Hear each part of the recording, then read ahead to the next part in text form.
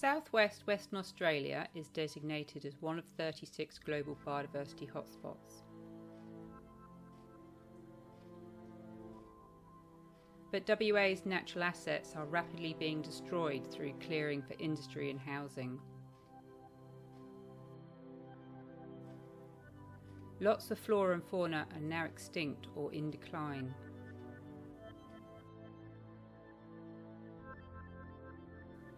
Including the WA Wheatbelt Eucalypt woodlands, which are now EPBC listed as critically endangered. Less than 10% of these eucalypt woodlands have survived the clearing.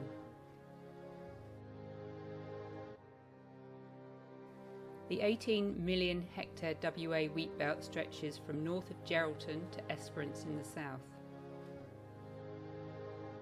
Unfortunately, the best agricultural soils are the eucalypt woodlands, containing salmon gum, wandoo and York gums. This is why they're now critically endangered.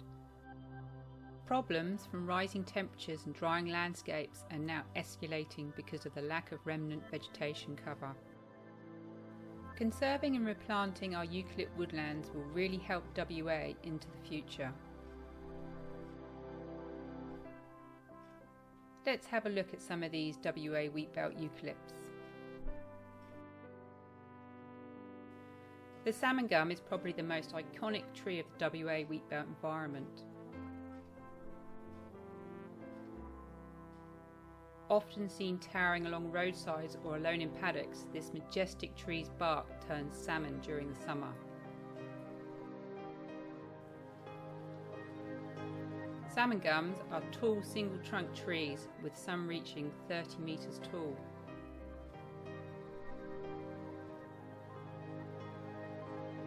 They have glossy green leaves and small creamy white flowers.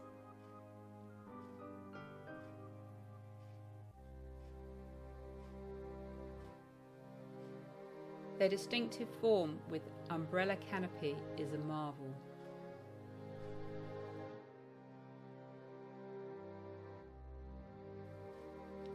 And their striking salmony trunks during the hotter summer months are the reason for their name. Visitors to the WA Wheatbelt always remark on the beauty and grandness of the salmon gums. Salmon gum woodlands were once expansive across the WA Wheatbelt.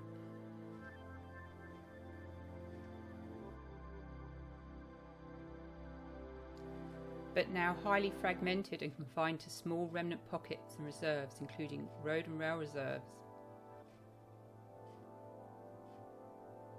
These remnant corridors act as the last link for native wildlife to move through the landscape.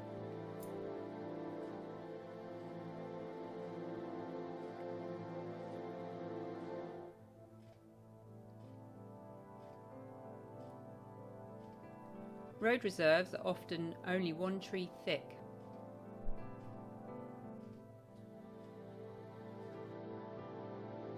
Salmon gums don't seem to naturally regenerate as readily as we could hope.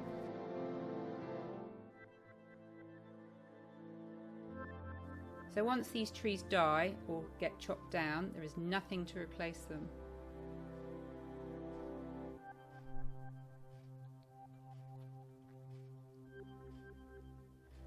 Road and rail remnant corridors have been victim to road widening and chemical damage. Chemical misuse led to thousands of mature salmon gums dying along a rail corridor in 2014. This is not how we should be valuing these beautiful salmon gums. Wheatbelt towns like Mora are nestled in salmon gum woodland.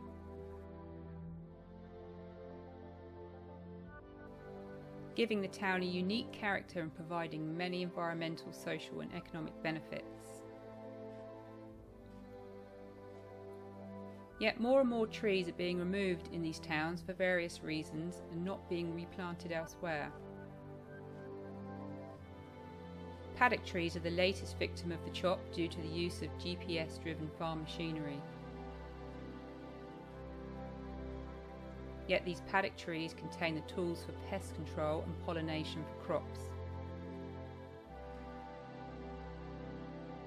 as well as shade for stock, especially during long hot summers, which are increasing due to the changing climate.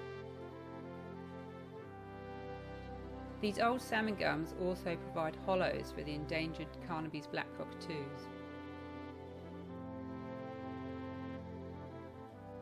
Salmon gums need to be at least 150 years old to start forming hollows.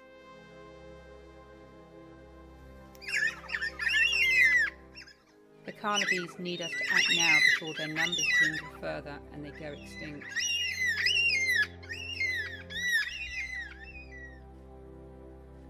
Other native creatures rely on intact eucalypt woodlands too, such as this echidna.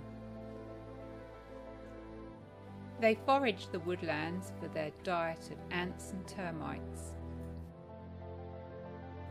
Australian plants too have evolved a need for eucalypt woodlands to be in good condition. Amazing native plants such as orchids have evolved a symbiotic relationship with the soil in the woodlands.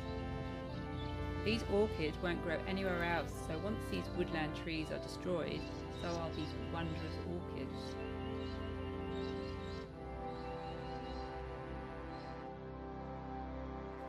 So what other eucalypt species are there in the northern WA Wheatbelt region? Wandoo is a majestic wheatbelt tree which grows on the gravel loam country and is often seen on rocky ridges. This tree is also called white gum due to its striking ghost white bark. It often prolifically blooms and is cherished by beekeepers for honey production. Wandoo and salmon gums can look similar, but viewing in summer will help as their trunks are at maximum colour. Large expanses of Wandoo woodland are rare now, so the remnant woodland left should be cherished. The York gum can be thought of as the workhorse of the WA wheatbelt.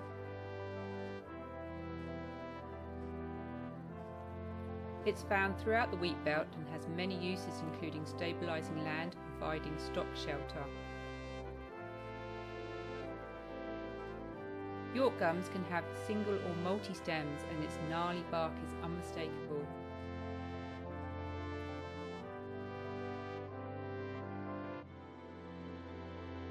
Wheatbelt creeks are often lined with York gums, often mixed in with salmon gums, Wandoo or flooded gums.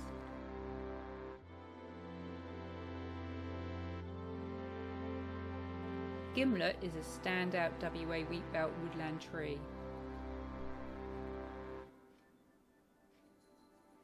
It has a beautiful bronze fluted trunk and was dubbed the sexy eucalypt after winning Eucalypt of the Year in 2021. Gimlets make a good addition to gardens, providing shade and stunning colours.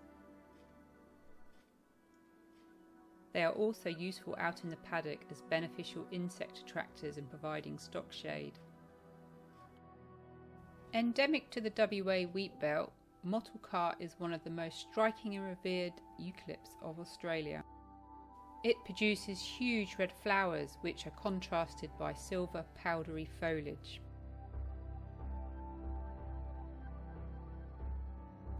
Although not officially classed as threatened, this magnificent eucalypt isn't that common anymore.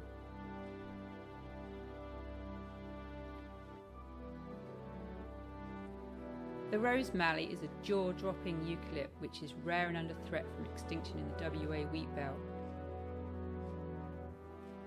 Its remaining habitat is reduced to only a few hundred trees in a couple of spots in the northern WA wheatbelt. Its natural wild existence is likely doomed to extinction, which is a sad future for this native treasure. So what can we do to protect and increase the extent of native eucalypt woodland in the WA wheatbelt? The most important is to protect all remaining eucalypt woodlands, however big or small.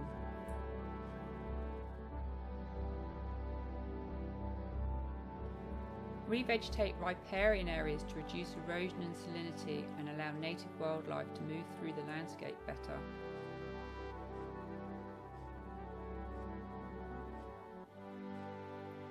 Return unproductive farmland to native eucalypt woodland and native vegetation.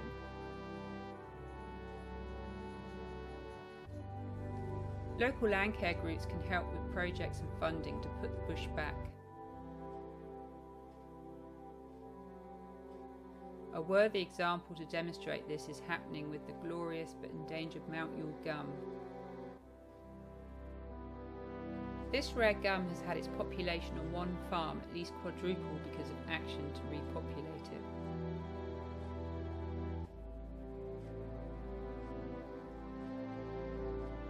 A partnership with the farmer, land care group, local native eucalypt grower and local Yuin Aboriginal people obtained funding from the state government to collect and process seed to grow hundreds of Mount Yule gum seedlings.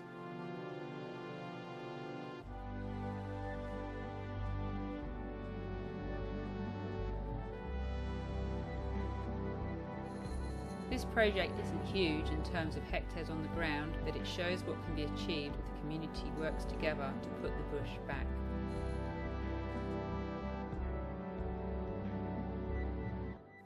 So what is the future for the WA eucalypt woodlands?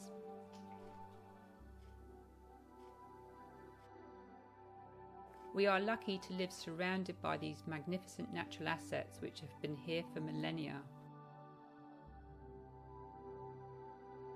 How many of these eucalypt species or hectares of woodland will be left in 20 or 50 years?